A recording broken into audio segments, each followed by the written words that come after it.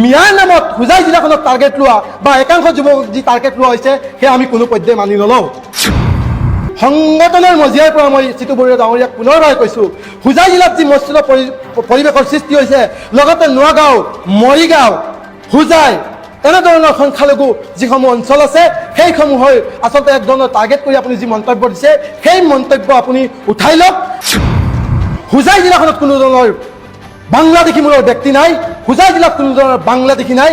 গতিকে মিয়া শব্দৰে পৰিচিত কৰি মুছলমানসকলক আচলতে টাৰ্গেট কৰা যি কাৰুকাৰ্য দেখিছোঁ সেয়া আমি কোনো পৰ্যায়ে মানি নলওঁ।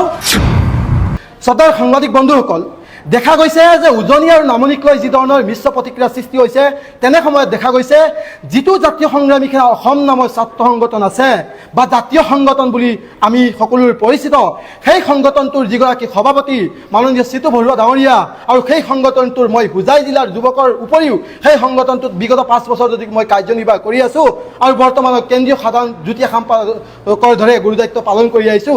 আৰু তেনে সময়ত দেখা গৈছে মিয়া সম্প্ৰদায়ক টাৰ্গেট কৰি যি ধৰণৰ তুচ্ছতাতিল্য কৰা হৈছে সেইধৰণে আপোনালোকে কওক, ময়ো হোজাই জিলাৰ এগৰাকী পুত্ৰ, গতিকে যদি হোজাই জিলাখনক মিয়া বুলি টাৰ্গেট কৰা হৈছে তেন্তে মই বাকী থাকিলোঁ নেকি?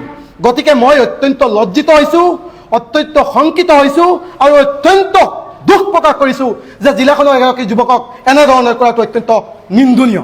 গতিকে মই আজি এই স্থানৰ পৰা আমাৰ মাননীয় সভাপতি মহোদয়ক মই ক'ব বিচাৰিছোঁ আৰু তেওঁৰ লগত বিগত সময়ত মোৰ ফোনযোগে কথাও হৈছে।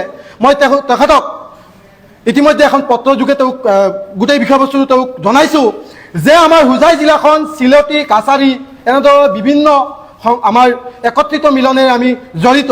তেনে ক্ষেত্ৰত হোজাই জিলাখনত যদি কোনোবা বঙালী মানুহ মানে বঙালী হিন্দু হওক, মুছলিম হিন্দু হওক আছে তেতিয়াহ'লে তেওঁলোকে দেখুৱাই দিয়ক, আমি তেওঁলোকৰ লগত সহযোগিতা কৰিম, আমি অন্যান্য সংগঠনৰ লগত সহযোগিতা কৰিম, আমি এইসকলক উলিয়াই দিম।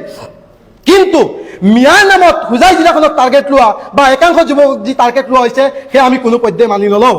আমি সংগঠনৰ মজিয়াৰ পৰা মই চিতু বৰুৱা ডাঙৰীয়াক পুনৰবাৰ কৈছোঁ, হোজাই জিলাত যি মস্তিষ্ক পৰিৱেশৰ সৃষ্টি হৈছে, লগতে নোৱাগাঁও, মৰিগাঁও, হোজাই এনেধৰণৰ সংখ্যালঘু যিসমূহ অঞ্চল আছে সেইসমূহৰ আচলতে এক ধৰণৰ টাৰ্গেট কৰি আপুনি যি মন্তব্য দিছে সেই মন্তব্য আপুনি উঠাই লওক আৰু আপুনি পুনৰ বিবেচনাৰে আপুনি সেই বিষয়টো আপুনি হস্তক্ষেপলৈ যাওক।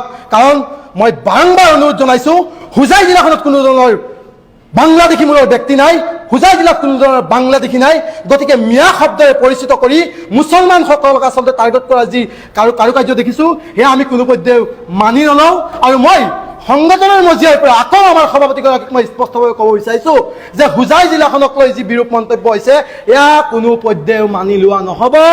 প্ৰয়োজন সাপেক্ষে সংগঠনৰ মজিয়াৰ পৰা সংগঠন ত্যাগ কৰিবলৈ বাধ্য হ'ম, কিন্তু নিজৰ জিলাখনৰ যুৱকসকলক কোনোবাই বাবুকিৰে মিয়া শব্দৰে অপপ্ৰয়োগ কৰি তুচ্ছতাচ্ছিল্য কৰিব, মাৰধৰ কৰিব বুলি ক'ব আৰু সেই কথা মই মানি ল'বলৈ কোনো পৰ্যায়ে কণ্ঠবোধ নকৰোঁ। প্ৰয়োজন সাপেক্ষে সংগঠন ত্যাগ কৰিম, কিন্তু জাতি আৰু জিলাৰ প্ৰতিজন ব্যক্তিৰ ওচৰত মই দায়বদ্ধ, সংগ্ৰামী সতীৰ্থসকলৰ ওচৰত দায়বদ্ধ।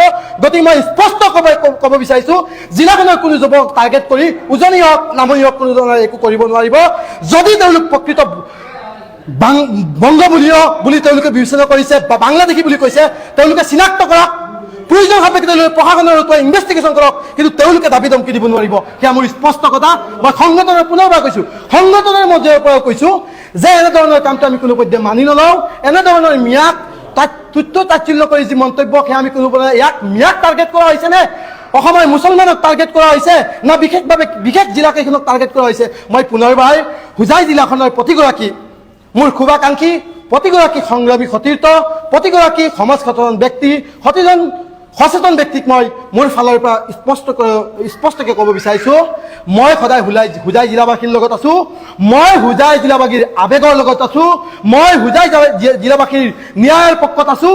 হোজাই জিলাক লৈ কোনোবাই তুচ্ছতাচ্ছিল্য কৰিব আৰু মই মনে মনে বহি থাকিম, সেয়া মই কোনো পৰ্যায়েও নকৰোঁ। শুই থকা শিয়ালৰ নিচিনা মই কেতিয়াও বহি নাথাকোঁ। মই লাগিলে এবাৰ নহয় 100 বাৰ দৌৰি গ'লে সাগৰ পাৰ কৰি হ'লেও নিজৰ জাতি আৰু জিলাখনৰ বাবে মাত মাতি যাম, সেয়া স্পষ্ট।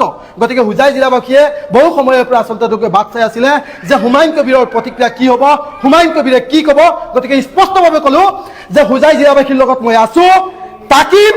যদি তেওঁলোকে অনাগত 24 ঘণ্টাৰ ভিতৰত বিষয়টো লৈ তেওঁলোকে যদি কোনো স্পষ্টীকৰণ নিদিয়ে, পৰৱৰ্তী সময়ত জিলাবাসীৰ সন্মুখত নিজৰ দায়বদ্ধতা স্বীকাৰ কৰি সেই সংগঠন ত্যাগ কৰিবলৈ কুণ্ঠাবোধ নকৰিম, সেই কথা স্পষ্টভাৱে কৈলোঁ।